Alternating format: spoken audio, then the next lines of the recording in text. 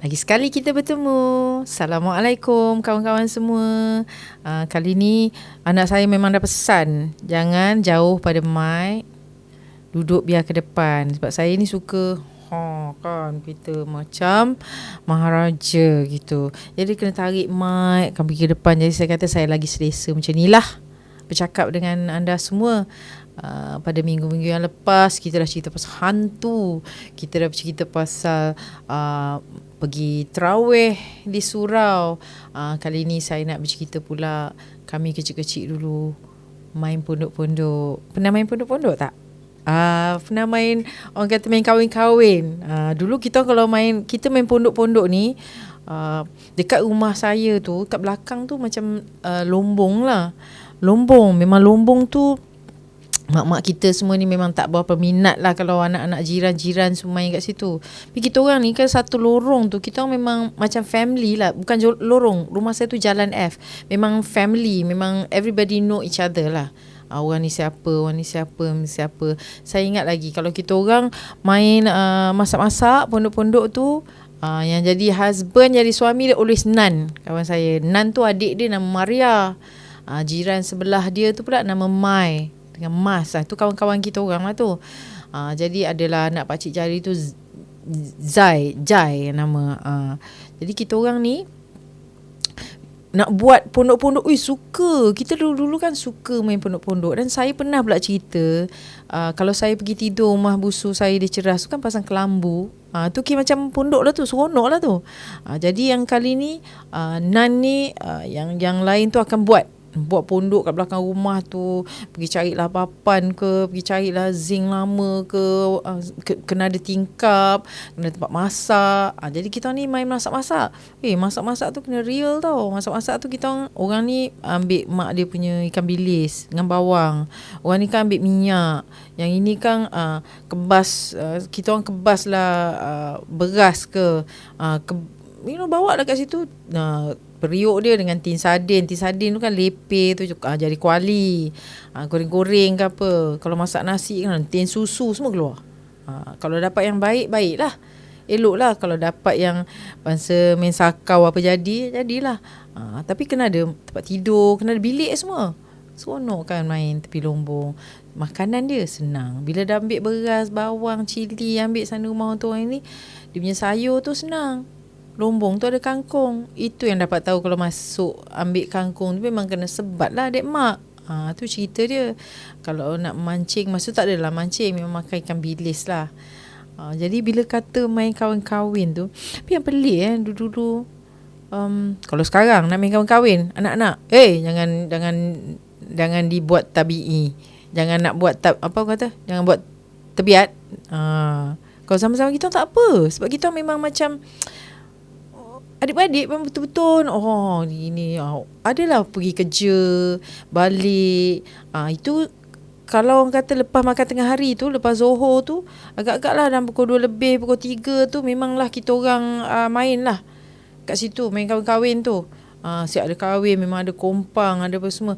Actually kan saya memang rindu lah dekat kawan-kawan saya tu, Maria, apa orang kata, Mai, Mas, semua tu kawan-kawan, apa orang kata, waktu kecil lah. Memang saya rindu diorang. Nan, kadang-kadang bila kenduri kahwin ada juga. Rasa saya dalam 4 tahun yang lalu saya ada jumpa. Ini yang akan datang ni kami akan berjumpa lagi, baru dalam perancangan untuk jumpa kawan-kawan yang mana saya pernah cerita Jamaliah kawan saya kan. Tu semua geng-geng Kenit, Seming, semua ada tu. Ada pula yang tua-tua sikit tu kat Kumar, kat Semah. Main-main lah. Itu semua daripada besar kita orang ni, bahagian kecil-kecil kita tak ada macam tak bercampur. Dia orang dengan kita orang pun okey, yang kita orang pun dengan kawan-kawan baya kita orang pun okey. Jadi orang kata kalau main pondok-pondok ke, ada langsir ke, ada bilik, main kahwin-kahwin, kau ni kahwin orang ni, orang ni kahwin orang ni, kira safe lah. Kalau sekarang saya rasa main kahwin-kahwin ni, saya pun tak berani. Seriau saya. Sebab apa? Macam-macam hal lah budak-budak sekarang ni kan. Kau boleh percaya, macam-macam hal. Itulah dia pasal cerita Cerita main-main kahwin-kahwin, main pondok-pondok. Anak saya pun cakap, kalau sebab perkataan tu susah sikit apa tadi? Main pondok-pondok. Tapi kan bila duduk kat tepi lombong tu, kalau kata nak memancing tu, saya ingat lagi. Kadang-kadang teringin juga nak ada ikan kan, tapi macam mana nak potong sebab kita orang tak berani sangat pegang pisau. Itu yang bahasa bila nak pegang, ada pernah terluka juga kita orang ni tangan main makcik main apa orang kata, makcik-makcik lah. Jadi mak, jadi kahwin, jadi sambal.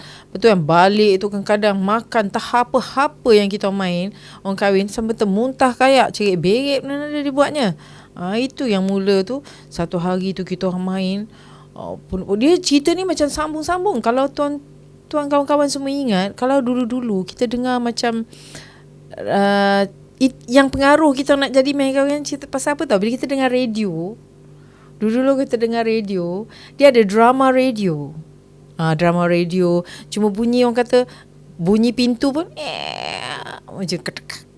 Kalau orang berjalan bunyi kasut. Apa tu kan bercakap suami, mak. Zaman dulu bila kita dengar radio, kita mulalah merancang lah nak main buat cerita macam tu lah.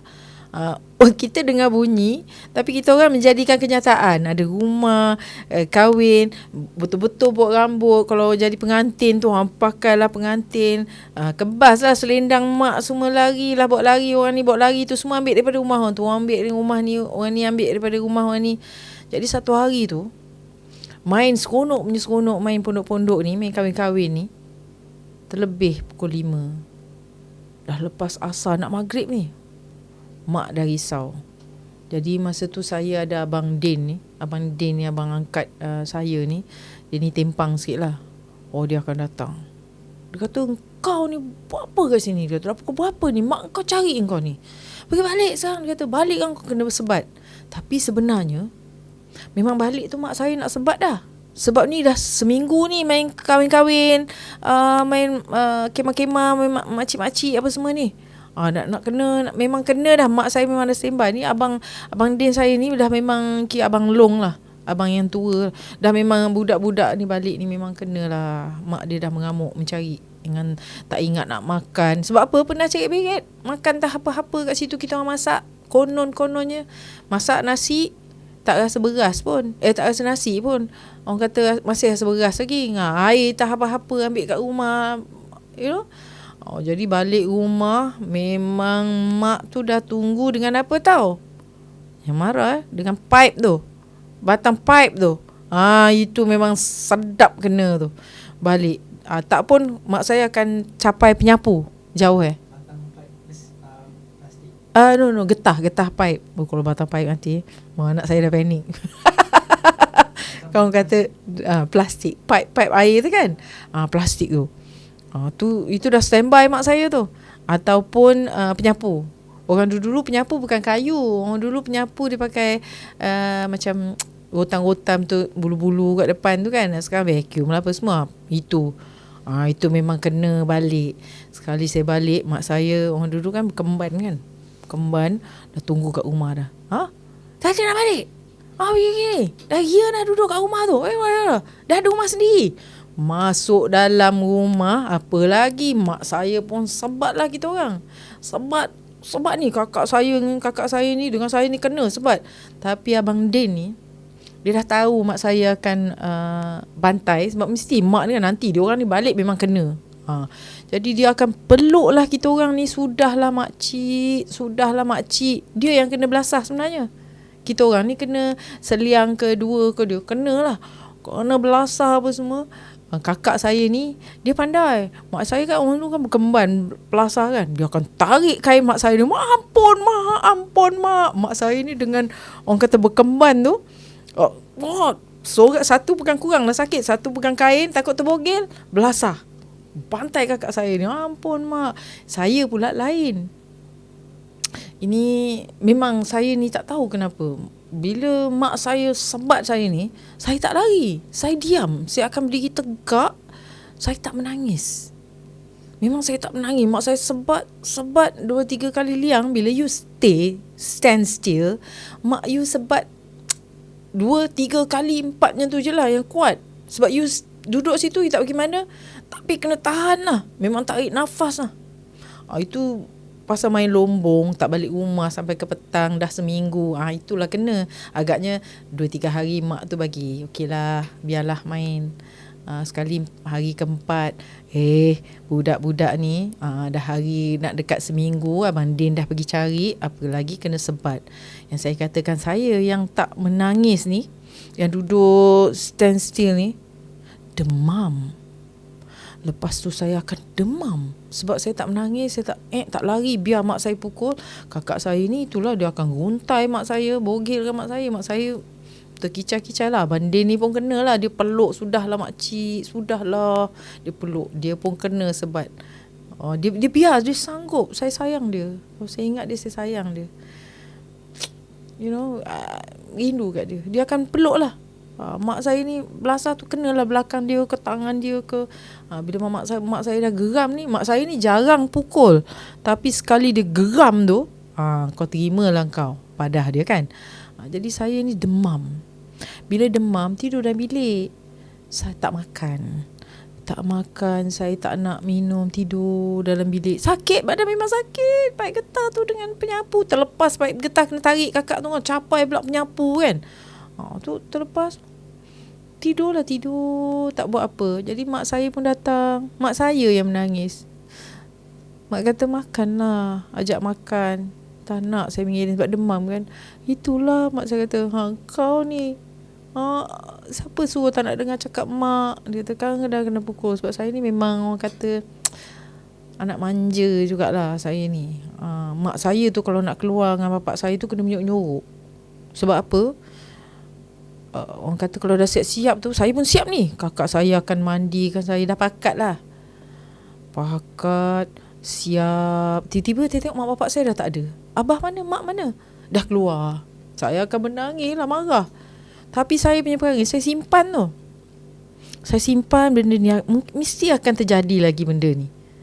Jadi bila mak bapak saya nak keluar lagi sekali, kakak saya dah mandi pun kena mandi lagi. Bayangkanlah, budak kecil pun tahu, tadi aku mandi lagi kakak saya. Jom mandi. Sebab mak nak keluar. Sementara nak siap lah, ni mak nak bawa jalan ni ke? Sementara saya pun terlepas lari keluar. Kakak dah tahu sebab nak kena tinggal. Saya pun tangkap kaki mak saya. Saya gigit kaki mak saya. Mak saya menjerit sekuat-kuatnya. Sebab bapak saya kalau berjalan, kalau dengan anak-anak, pergi dengan anak-anak. Kalau nak pergi 2 orang, jangan bawa anak-anak. Bapak saya macam tu. Sampai saya pun terbawa-bawa sebenarnya. Kalau saya berjalan dengan anak-anak, saya akan khas untuk anak-anak. Kalau saya dengan suami saya akan masih kecil-kecil lah diorang. Terbawa-bawa perangai tu. Dia segigit kaki, melekat ni. Macam orang kata tak lepas. Mak saya menjerit. Mak saya ni putih seputih-putihnya. Bila saya tengok peha kaki mak saya tu, tak tahu rasa apa bila dah. Lepas tu bawa lah mak saya yang kena gigit tu. Masuklah. Bapak saya kata, hoi apa ni, gila. Bapak saya kata, jom bawa pergi. Dapat pergi. Dalam kereta tu, mak saya ni tengah sakit kaki. Saya ni muka dah, dapat pergi. Dah gigit. Lain kali jangan tinggal muka macam tu. Duduklah. Duduk depan kereta, tengah-tengah kereta tu, duduk. Kakak saya semua tinggal. Saya seorang dapat. Jadi akan datang tu, kalau bapak saya nak keluar ke dengan mak saya, memang saya lah akan ikut. Kakak saya Hijah tu akan ikut. Adik saya Nilam tu selalu tinggal lah dengan kakak saya. Jadi saya dengan Hijah selalu ikut. Sebab kita orang 2 orang ni memang, kalau apa saya beli, kakak saya mesti ada satu. Mak saya memang dah tahu kakak saya ni memang cemburu lah. Kalau beli kat saya, mesti ada dia. Baju mesti sama. Rambut pendek ni mesti rambut pendek. Jadi adik saya yang Nilam ni selalu orang kata, apa mak beli tu pun ambil lah. Apa yang ada, adalah tu arwah adik dia dah meninggal lah. Itu saya dengan kakak saya ni. Itu ceritanya. Jadi bila balik kepada cerita yang kena pukul, kena belasah, demam tu, lepas pada tu mak saya dah kurang lah, tak ada rotan. Itulah orang kata sejarah paling saya ingat lah, main tepi lombong yang kena. Itu memang sejarah saya takut lah kalau kena lagi sekali sebat macam tu. Ya Allah. Tetapi mak saya bila tak sebat, dia akan marah. Mulut dia lah, dia akan kau ini Peliknya saya ni, bila kena bantai, kena sebat, saya tahan tau. Saya tak menangis tak apa. Tapi bila mak saya keluar perkataan yang ganas lah, katakan, marah saya menangis. Berjual-jual menangis. Sampai menangis, mak Tana janganlah cakap macam tu. Kau tu. Sebab mak saya akan kata, setitik air mata aku sebesar gunung dosa kau. Dia cakap, kau tak buat gini, kau berdosa besar, kau buat macam gini, kau gini gitu. Pasal keluarlah, jadi takut masuk neraka. Mak ni kan menangis. Sebab mak ni sampai bercakap ni, mata dia menitik. Bila menitik setitik sebesar gunung, you nak kena masuk neraka. Jadi takut. Masa tu saya menangis bila mak saya cakap macam tu. Ampun mak, menangis, janganlah cakap macam tu. Masa kecil. Itulah ceritanya. Sebab masa tu mak saya dah tak berani nak orang kata rotan-rotan dah. Sebab kena sampai demam, memang tak makan tak apa. Itulah pula. Kakak saya kalau nak cerita, kakak saya sulung tu memang jaga kita orang, memang sayang sangat kita orang. Memang sayang sangat. Jadi satu hari tu mak saya nak keluar dengan bapak saya demam campak. Demam campak yang macam air tu kan, tapi dah nak baik lah. Demam campak. Memang perangai suka nak ikut. Saya seorang ni suka nak ikut. Bapak saya kata demam macam mana nak pergi. Bapak saya ni malah nak cakap dengan kita, tak usah dia ikut, tak usah. Dia tak nak. He wants to be the good father yang always say yes to us. Sebab saya ni pun spoil juga, melawan juga bapak saya ni dengan mak saya takut. Jadi bila nak pergi tu, tiba-tiba mak bapak saya dah pergi sebab kita orang demam. Akak kata duduk rumah. Jadi bila tahu kena tinggal tu, menangis. Kakak saya agaknya hilang temper, agaknya hilang marah dia. Rotan lah juga saya. Waktu demam campak tu, rotan lah. Jadi bila balik tu, yalah nak manja kan, tak berani cakap dengan mak yang kakak tu tadi rotan sebab menangis nak ikut mak. Tak berani. Sebab yang itu, yang masa tu pula menangis. Dia rotan tu menangis sebab nak menangis dulu, nak ikut, lepas tu kena rotan. Kena smack dengan ruler macam tu. Dengan tangan, tak ingat ruler saya rasa. Jadi tak ada pula demam, tak ada apa. Sebab geram kan nak ikut tu, kena tinggal kan, nak gigit mak dah masuk kereta, terus cabut. Saya kecil-kecil tu suka gigit. Gigit, tak dapat gigit. Jadi kan kadang-kadang budak-budak baby-baby suka gigit kan. Saya punya, tapi bila marah lah. Bila marah gigit. Tu yang takut tu, kata gigit anak orang kan masa kecil kan. Jadi itulah dia kisah saya bersama kawan-kawan. Memang saya rindu sangat main pondok-pondok yang amat jauh berbeza dengan dulu dan sekarang. Anak-anak dulu bergaul macam mana, lelaki perempuan main kahwin-kahwin, naik pelamin, make up, buat rambut macam ni. Lepas tu kan, kononnya balik kerja, balik tidur, besok pagi masak. Cuma gitulah, betul-betul macam cerita radio tu. Itu yang kita orang buat kan. Itu dia cerita pasal kemah tu. Tak ingat nak balik. Tu kena belasah lah dengan mak tu. Ada juga saya, kadang kita orang balik ni, mandi, mak kata mandi tu main mandi biasa-biasa je. Sekali mak saya kata pengotor mandi macam ni, mak saya tengok dalam bilik, nak cepat pergi main, mandi cincai-cincai. Mak saya masuk dalam bilik air sama kita orang, saya dengan kakak saya, dia kunci bilik air. Oi, kan kita kalau berus dulu, berus sabut apa semua kan, mak saya ambil berus badan kita orang. Ya Allah, saya rasa kulit saya macam nak tercabut. Punya mak saya ni. Lain kali buat lagi, pergi main kaki hitam, tak erti nak cuci bersih, mak saya akan berus macam tu. Takut. Itu another thing. Lepas tu saya teringat pula bila saya membesar, mak saya ni, dia akan buat satu, apa orang kata, nenas tua tu diparut. Lepas tu kita orang memang kena, mak saya sekali-sekali dia memang buat. Waktu nak membesar tu, nenas tua tu dia akan parut, pulut tu dia akan rendang, lepas tu dia akan orang kata giling lah halus. Jadi campurkan dengan nenas tu, dia akan gosok pada kulit kita orang supaya untuk orang kata, dia tak boleh buat selalu lah, macam sebulan sekali, memang buat untuk kita orang untuk dapatkan kulit yang bagus. Jadi itulah betul dia kalau you all nak buat. Jadi dengan itu kita habis di sini. Terima kasih kerana bersama saya Dan kita jumpa akan datang. Aku tabah menempuhi segala limpahan ujian yang menimpa. Aku berserah kepada Yang Esa.